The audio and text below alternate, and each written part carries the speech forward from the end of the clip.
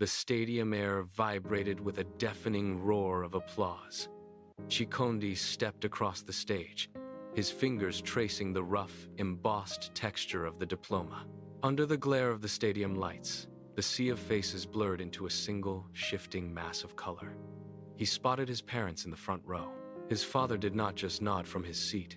He stood, stepped forward, and reached out. He gripped Chikondi's hand with a force that left a lingering red mark against his skin. "You have done well," his father said. His voice cracked, the sound cutting through the ambient noise of the crowd. Thandiwe waited near the exit, her hands clasped so tightly her knuckles turned white. She stepped into his path, leaned in, and whispered, "I told you, you would make it." Chikondi looked back at the rows of caps and gowns, the diploma heavy in his hand. The paper felt solid, real, and permanent. He looked out at the horizon beyond the stadium walls, convinced that the future was a straight, paved road waiting for him to walk it. The next morning, the silence in his bedroom was not peaceful. It was heavy, thick, and suffocating.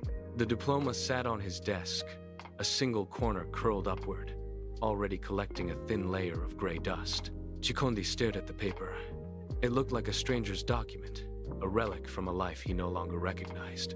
He pulled his laptop toward him, the plastic casing cold beneath his palms. He typed "Job application" into the search bar for the 100th time. His fingers moved with a practiced, hollow rhythm. He clicked submit and watched the loading icon spin. It rotated in a slow, mocking circle. 1 second, 5 seconds, 10. The screen finally blinked. Application sent. He exhaled, but the air felt thin. He refreshed the page. Nothing. He checked his inbox. Nothing. He reached out and pushed the paper aside, watching it slide across the wood until it hit the edge of the lamp base. He pushed his chair back, the legs scraping harshly against the floorboards. The sound echoed through the hallway, but no one called out. He walked to the kitchen. The air there was humid, smelling of boiling water and starch. His mother stood at the stove, her back to the entrance. She was stirring a pot of porridge, the spoon hitting the metal sides with a rhythmic, metallic clink. She did not turn when he entered. She kept her focus on the bubbling surface, her shoulders hunched. Chikondi leaned against the doorframe, watching the steam rise and dissipate. He waited for her to speak, for the usual morning inquiry, but the silence stretched between them, taut as a wire. Finally, she stopped stirring. She looked at him for a fleeting second, her eyes darting away to the window before they could meet his. "Something will come, Chikondi," she said. Her voice was thin, brittle.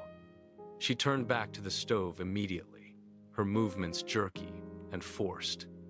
She kept her back turned, effectively sealing the conversation. He looked at the steam, then at her rigid posture. He could not stay in this space.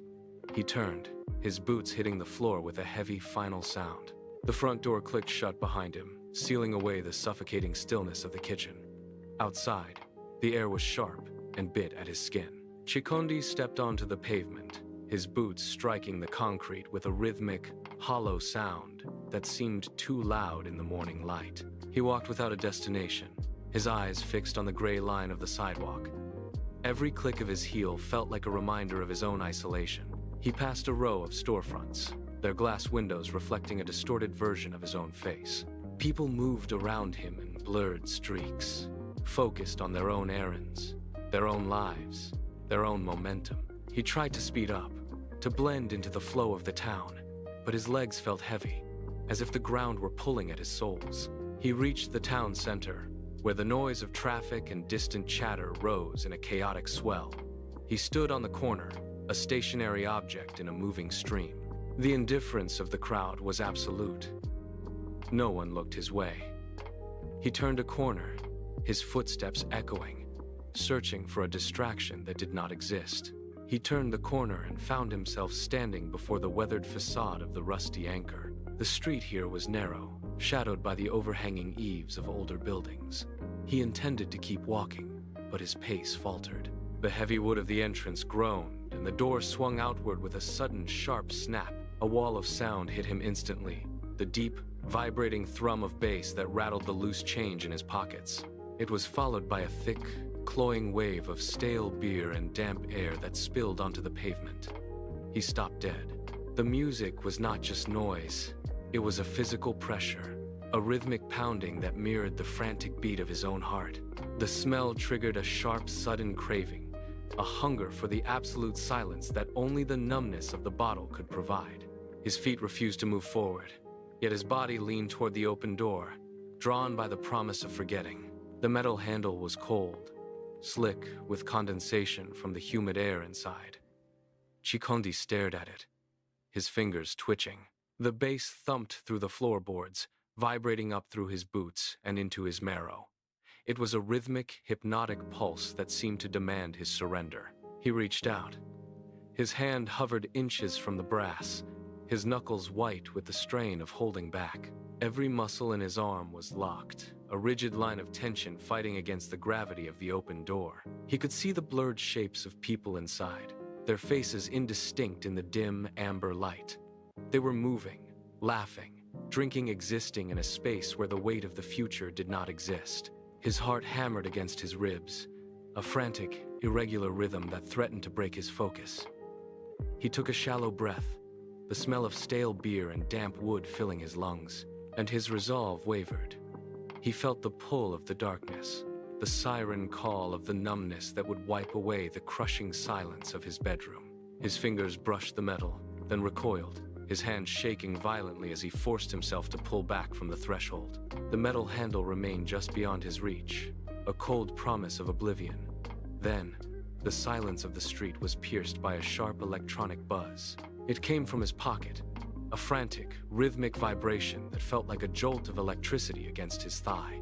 The sound was thin and piercing, cutting through the heavy, bass-laden thrum leaking from the bar. Chikondi flinched. The suddenness of the movement caused him to stumble backward, his heel catching on the uneven pavement. He fumbled for his pocket, his fingers clumsy and stiff. He pulled the phone out, the screen glowing with a harsh white light that made him squint. The notification was there, a simple line of text from Thandiwe. He stared at the glowing letters, his breath hitching in his throat. The vibration had stopped, but the sensation lingered against his palm, a persistent, grounding pulse. He looked from the screen to the open door of the bar. The music seemed to lose its grip, the hypnotic rhythm replaced by the stark reality of the street. He was no longer leaning toward the door. He was standing upright, his feet planted firmly on the concrete, the phone held tight in his grip as he focused on the message. His thumb hovered over the glass surface, trembling. The light from the screen cast a pale glow across his face, highlighting the tension in his jaw. He tapped the keyboard, the soft clicks barely audible against the distant, muffled bass of the bar. He typed a word, paused, and deleted it. He started again. His movements were jerky, uncoordinated, as if his hands were fighting the honesty of the message. He looked at the bar one last time, the smell of stale beer still clinging to the air, then looked back at the phone. He pressed the keys with deliberate force. Hard, he typed. He hesitated, his breath hitching, then continued. But I am still standing. He stared at the words. They were simple, stripped of the pride that had kept him silent for weeks. He felt a strange, cold clarity wash over him. His finger moved to the send icon. He tapped it. The screen flickered as the message transmitted, a tiny digital pulse that felt like a weight lifting from his chest. He shoved the phone deep into his pocket, his fingers curling into a fist. He turned his back on the bar and took his first step away from the threshold. The music from the bar became a dull, rhythmic thud, then nothing but a memory as Chikondi walked into the darkness. His shoes struck the pavement with a sharp, hollow sound that echoed off the empty storefronts. He did not look back. The streetlights were spaced far apart, casting long, shifting shadows that stretched out before him like a map of the uncertainty he faced. He focused on the rhythm of his own breathing, steady and deep. The air grew colder, biting at his skin, but he did not pull his shoulders in. He kept his posture straight, his hands buried deep in his pockets, fingers still curled into fists. Every step felt heavier than the last, yet each one moved him further from the temptation of the bar. He reached the edge of the town center, where the streetlights ended, and the path toward his home turned into a narrow, unpaved track. He did not hesitate. He stepped off the concrete and onto the packed earth. The silence here was absolute, broken only by the crunch of gravel under his heels. He thought of the diploma collecting dust on his desk, the silence of his mother in the kitchen, and the weight of the weeks that had passed. The path forward was not paved, and it was not straight, but it was his.